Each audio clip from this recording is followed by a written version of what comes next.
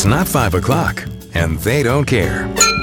Welcome to Wine to 5. Entertainment, education, and everyday drinking for everyday people.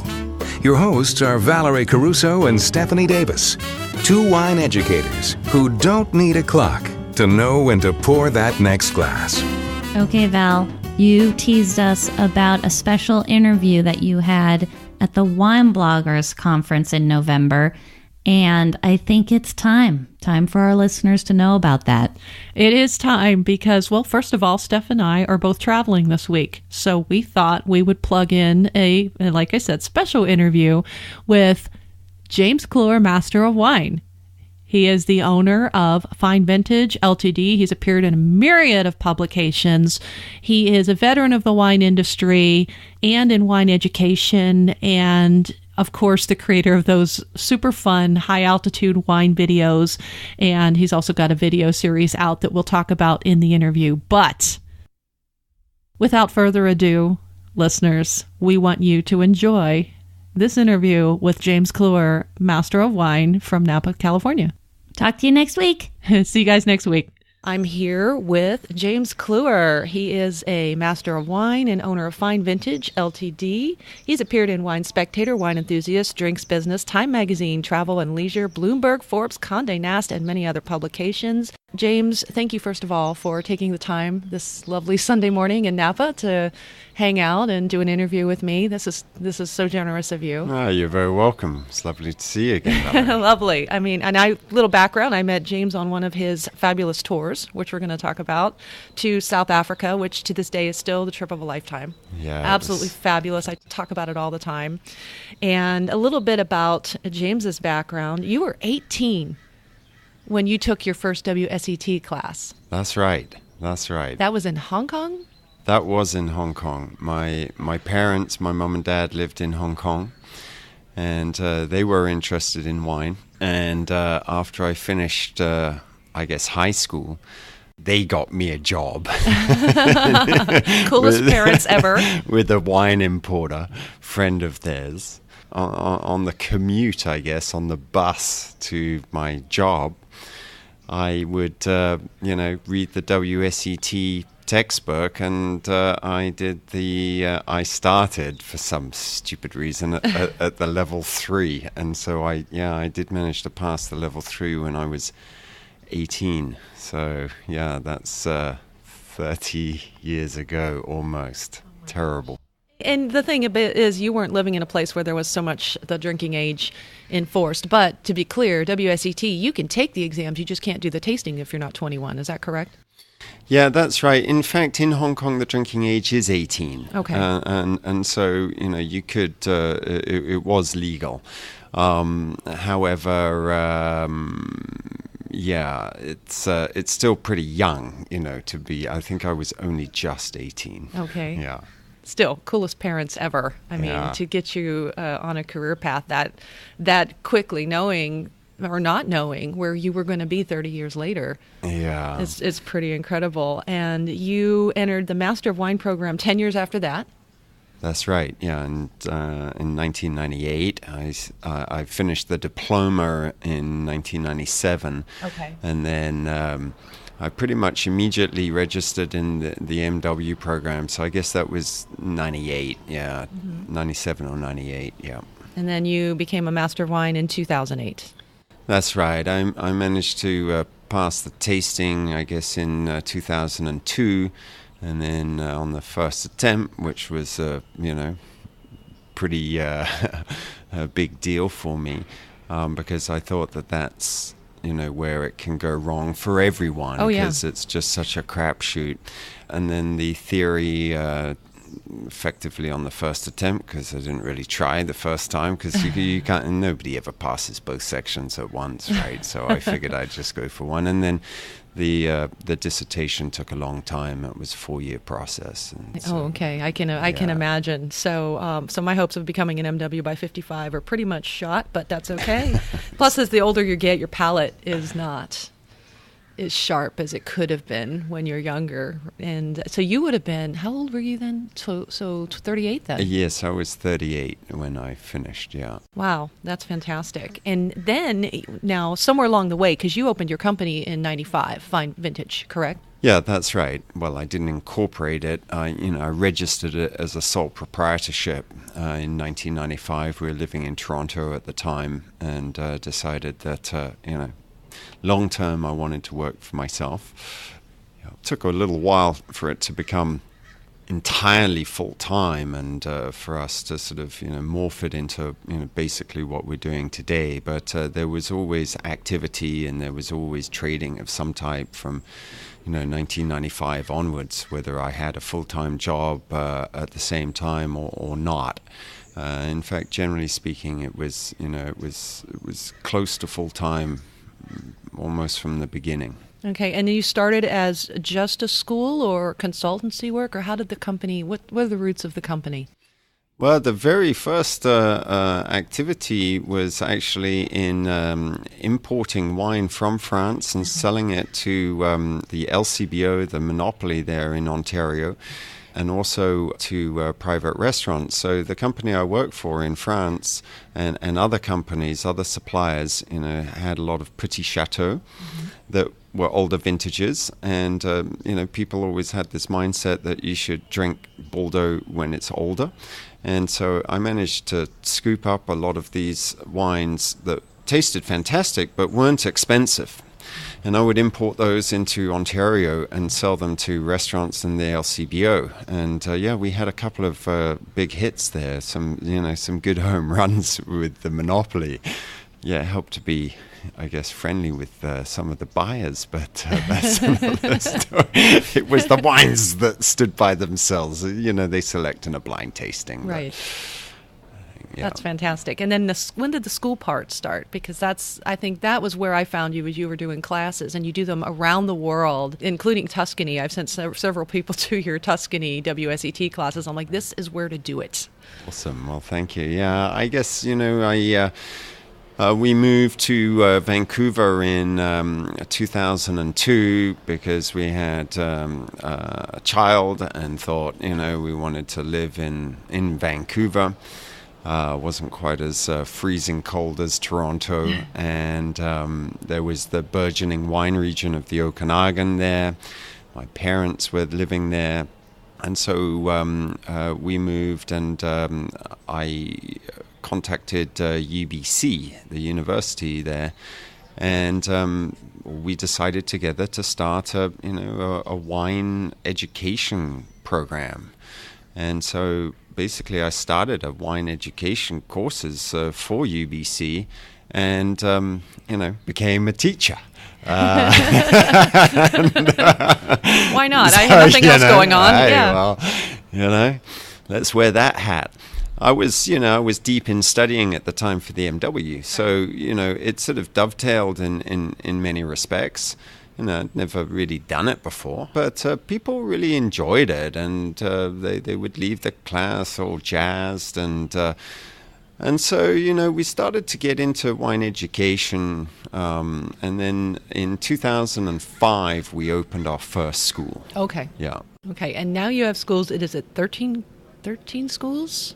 Yeah, about that. In fact, I'm embarrassed not to know the exact number. I mean, we've got some, opening, new ones opening, but there's about 8 in Canada and about 4 in the States, 5 in the States now, I guess, and then in Florence and Tuscany as well. And we have some new ones coming soon as well. So, it's a big part of our business, definitely. And in just about everybody that I spoke to this weekend who's done the diploma in Vancouver knows who you are. Talked to a gentleman who did level 2 and level 3 with you. So, yeah, it's very well known. And even at diploma graduation back in January in London, I was standing there with some of your former students, and they speak very highly of the school. So now you offer WSET, and you also offer our own specialization courses, our own fine vintage courses. So, the WSET is a fabulous program, but we complement that with specific courses that we've designed on, for example, sensory So learning to, be better at tasting and specifically pinpoint aromas and flavors with precision.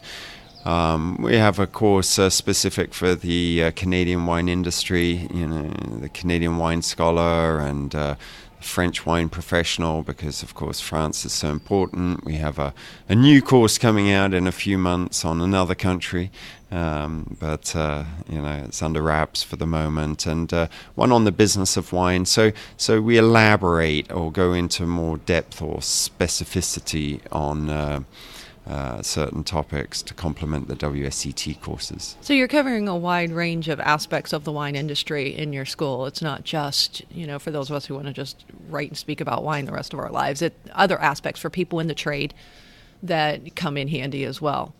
Totally. One of the great things, I suppose, is that our business does help people with their careers. It brings them a lot of enjoyment, and it can make an impact on their lives. So that's something that has become increasingly important to me personally.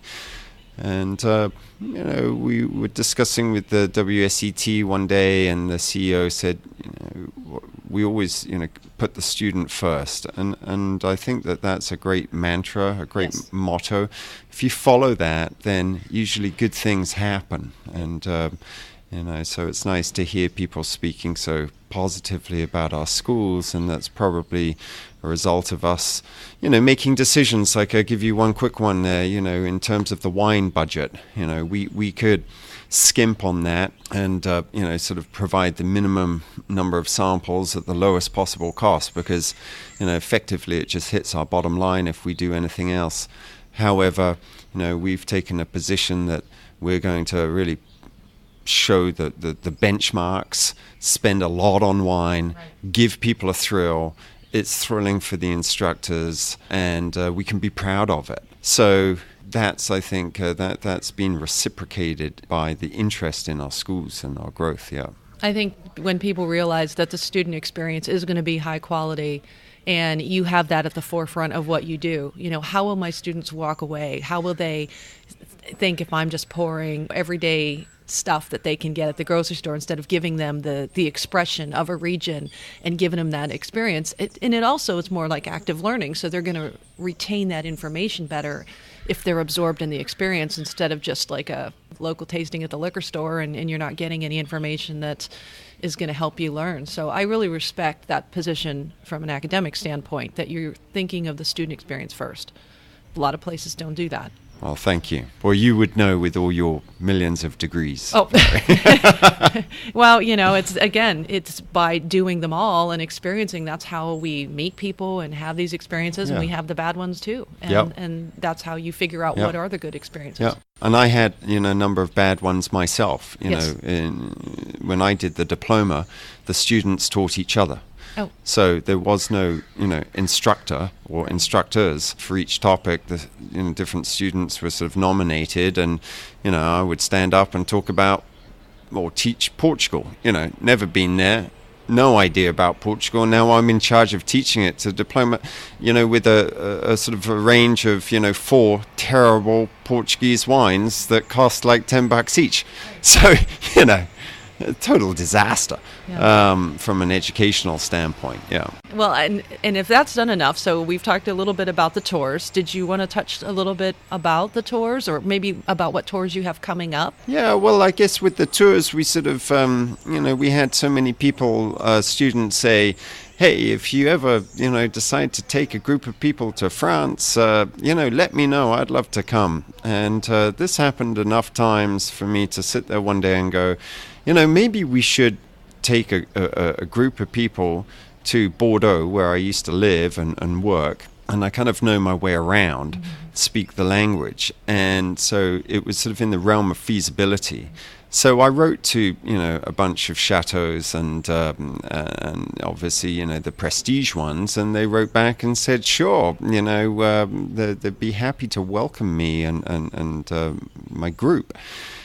And so we designed the tour on the basis, kind of like with the schools, that, if we try and do it to the best of our ability and have cost as a secondary consideration, then we're not going to get any complaints from guests. And so we took that path because, having people bitch about, the hotel, or we didn't taste enough wines, or the food was bad or something, I'm just not up for that. So we really tried to do something first class. And so we released a tour. 8 hours later, it was sold out. And I sat there and thought, okay, now we're in the travel business. And we've been doing this for about 8 years. And we run tours in, very popular in Tuscany, Bordeaux, Champagne, Burgundy, Spain. I have one coming out to Napa Valley next week, being released for the spring next year. The Rhone, that's next May. Yeah, we just try and do the sort of the pinnacle experience. Yes, I believe that's what it was. And then being able to see a beautiful place like South Africa that way, with those amazing locations and wines, and it's definitely unforgettable. And I remember also that there were several people on this tour who were on their second and third tour with you, and they won't go to anybody else. That's right. We're very lucky. We have a lot of repeat guests. I would say often there's like 50% of people on a tour are repeat guests. There's a few people who've been on every single one of them. Oh my goodness. Yeah. I will tell you what, if I had unlimited funds and time, that's exactly what I would be doing too. Yeah. Just going to school and touring wine regions and learning and enjoying. But in addition to doing that, you run the Wine Jobs website. Right. Well, basically the Wine Jobs website sort of came about a little bit at one stage in Canada. I needed to make a few bucks. I'm thinking about 1998 or something like that. And I just needed, to find another customer or do something. We had, I think, kids coming, or it was just one of those times. And in Canada, there was no platform for the industry to advertise for open positions. And so if you're searching, what do? You write to 100 people or you knock on the door. It was very sort of laborious. And I saw this website somewhere else in the world. And I thought we should have that in Canada. So I started Wine Jobs Canada. And then it's become the benchmark site for the Canadian wine industry. The hub, as a lot of people call it. And, it was successful, thankfully, and thanks to the industry.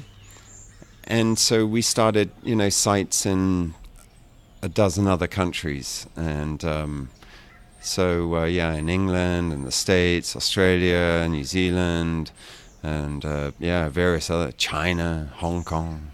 So basically, if you need to make money to go on these tours or go to school, you can go to winejobs.com. Wine Jobs Canada or Wine Jobs USA or Okay, all right, and they're all on your website as well. They are. So that's again, I guess maybe one day when taking my final breath, I think I'll be happy that those sites, which are beneficial obviously to our company, made a big difference to a lot of people's lives. They've actually helped people get jobs and further their careers, and have an easy, simple sort of platform for the wine trade to transact effectively.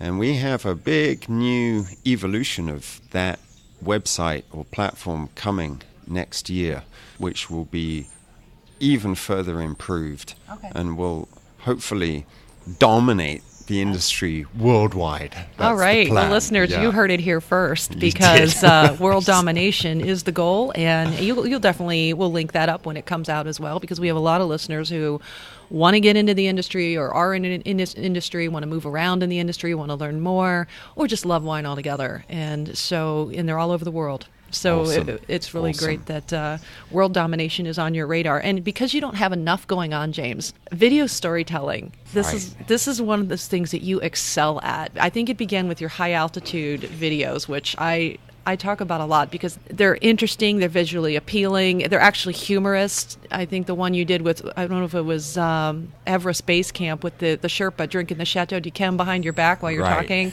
And you somehow did that along with Qatar Airways as a companion promotion to the way you guys choose wines for the airlines. So could you talk first about that, and then we'll cover your wine route and your new 1 Minute Wine School videos? Yeah, sure. I guess, just the history of the videos is that there's a guy known to many called Gary Vaynerchuk. Oh, yeah. Right? From Wine Library TV.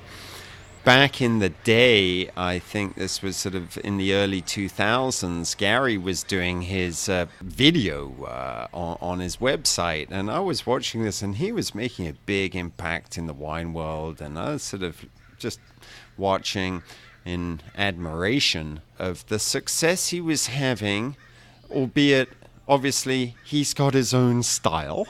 Yeah. And but regardless, it's not what I would do, but so a friend of mine is a videographer and a designer, and he makes videos from start to finish all by himself. And he said, "Hey, you know what?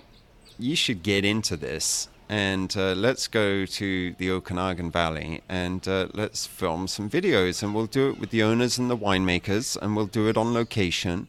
And so we did. And, it's not, necessarily I feel something particularly comfortable with sometimes, but, we're also trying to market and sell our products and services. And we're also, trying to show people inside the wine world. And so it sort of put my own personal feelings aside and thought, well, okay, let's do it. And in some areas, we just focus on the owners and winemakers, and I'm just sort of asking the questions and so on. And other places, if we're in a hurry, then, I just do it myself. Right. So that's the history. To speak about Qatar, basically, I wanted to test the effects of altitude on wines as part of my sort of consultancy job, and it came about almost as a bit of a joke, and but eventually, I found myself at Everest Base Camp with a bunch of Sherpas, some of whom were drinking Krug out of a bottle. Oh my goodness. And Yquem too, and we had the Judgment of Everest, the reenactment of the Judgment of Paris, Napa Valley 1. And then we did the same on Kilimanjaro, and these were sort of also, personal adventures for me to do something totally different and have a little bit of peace and quiet, honestly, it's good just to be in the mountains. It's very relaxing and very peaceful. The phone isn't ringing. There's no emails. Yep. So, no cell coverage. Yeah. Although I have to say, at Everest Base Camp, you can get cell service. Okay. Good to know. And they are entertaining, so listeners will be happy to link up some of those in the blog, if you don't mind, James, so people can watch them. They're kind of fun. Yeah. And then you did so they were part of your wine route series, but now you've got these new 1 Minute Wine School videos. And I think you've got, 75, 74? Yeah, I mean, there'll be about maybe 400 or 500 by the time we're done. Yeah, last summer we went through about 11, 12 wine regions in Europe in about 11 or 12 days. And we just, organized to meet with the leading, or who I consider sort of one of the leading or the leading vintner or owner. Okay. People like Piero Antinori or Philippe Guigal or Ernest Lozen or, Olivier Humbrecht, etc. And interviewed them, and I guess I did a few little snippets there, about their region. So we've sliced these up into sort of 1 or 2 minute segments. So that, when you make a video on a region, you typically throw away 99% of what you filmed. Otherwise, the video would be about 5 hours long. So we're trying to maximize, the usage of this footage. And a lot of it is very interesting, I think, for the student of wine. You can watch our sort of 44-part series on the Mosel Valley. Yes. And if you watch all of that, you know more about the Mosel than... Well, most people, Right. even at, say, the WSET level 3 or even the diploma. And you can just put them on your iPad, put it on the elliptical or the treadmill, and just watch them, and they play one after the other, which is very convenient as well. Mm-hmm. I want to shift gears here because, in case you can't hear it, we're surrounded by a little bit of nature, but I'm looking up into the hills, and I'm seeing a lot of the char from the recent fires that hit this area. And one of the things that I asked James to talk about a little bit is he's a local resident, and you had to evacuate recently with the fires in this area. And we were kind of hoping you'd share a little bit, not just about your firsthand account of the fires as a local resident, but if there's any insight also how listeners can get involved in recovery efforts. Yeah, to speak about the most important thing first, the recovery there is, I think that the best way people can help to be realistic is to buy Napa and Sonoma wines. And there because you go, yeah. chances are you're going to buy wines anyway. And if you can just have in the back of your head that if you go into a store on a wine list, just, be thinking of Napa and Sonoma maybe first, because sales sure helps solve a lot of problems. I mean, obviously there's, the Napa Valley Disaster Relief Fund and various other things that you can actually contribute to. And, of course, that's greatly appreciated, I'm sure. Yeah, I mean, it was actually a bit of a harrowing experience. Well, of course, it was a natural disaster, Right. Of huge magnitude, and it's tragic. There's over 8,000 homes destroyed. We're looking at them some of them right now. I mean, our first home in Napa Valley when we first arrived here is gone, which is about 500 meters from where we're sitting. Wow. It's terribly sad. Of course, there's some wineries, about 27 wineries or so, that either destroyed or damaged. There are some vineyards that suffered. I would say, though, in the grand scheme of things, the wine industry or in production dodged a bullet. I mean, there's very few wineries that are damaged or destroyed compared to the total number that exist. And the vineyards actually, typically act as a bit of a fire break, and they don't burn. Some of them are scorched.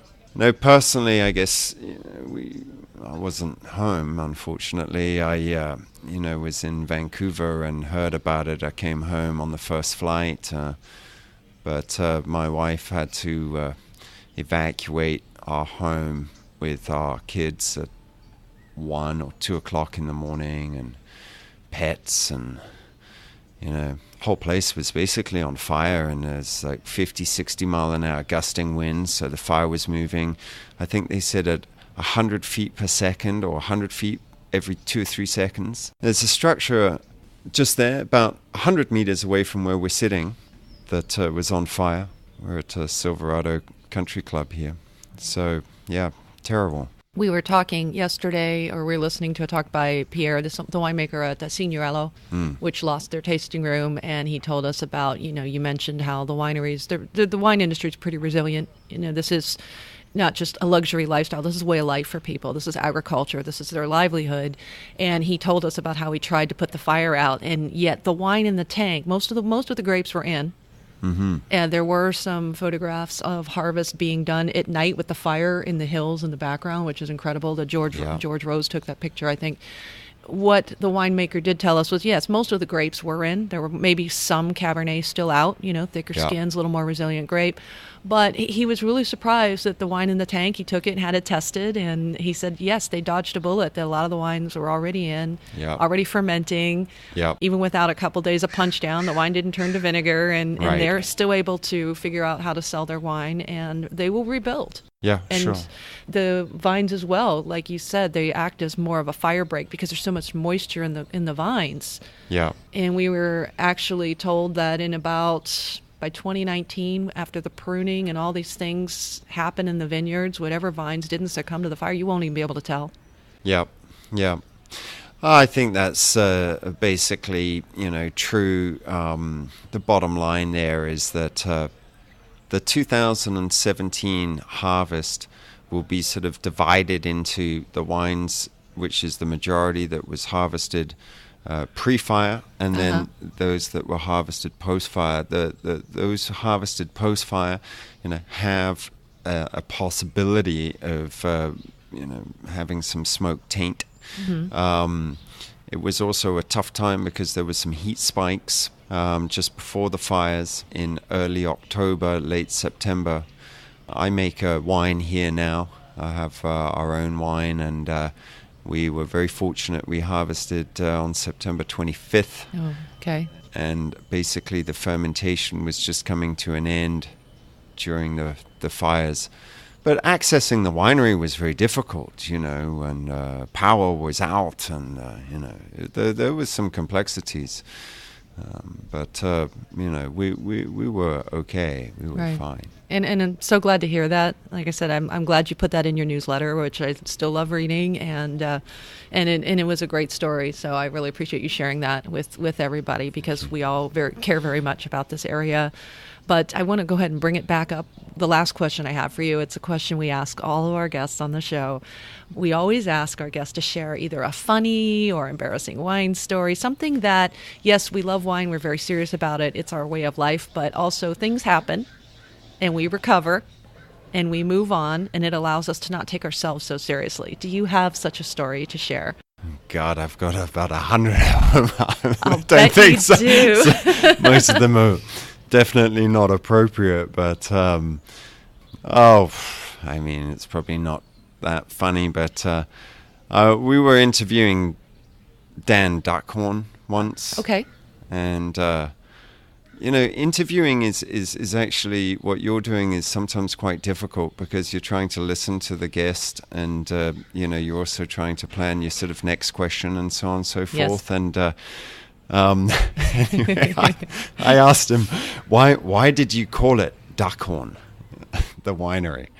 And he sort of looked at me with a blank face and said, well, I guess, family name is as good as any. And of course, I totally forgot that was his family name. Oh, how funny. Oh, my goodness. So, not particularly funny, but no, there's of course been 100 different stories. That's but I appreciate you sharing. We've actually had Carol Reber from Duckhorn on the show as well. Okay. So she was on, I think, our first year for Merlot month in October. Yeah. But it's a great story, and there were some stories about that the vineyards as well, I believe, that have to do with the San Francisco the Coit Tower, and some of the property there that was kind of funny. But you're right, it is challenging. But you made this very easy today. And I really appreciate it, and I hopefully all the sound of the crows and the wildlife we have here aren't going to come through too much on the interview, but I really appreciate you spending this beautiful Sunday morning with me here in Napa. Oh, you're very welcome, and thanks for having me on your show. All right, thank you, James. Thanks, Valerie. Thank you for listening to the Wine to Five podcast. Be sure to check us out at Facebook/WineTWO5 and tune in next week for more fun and useful sip tips.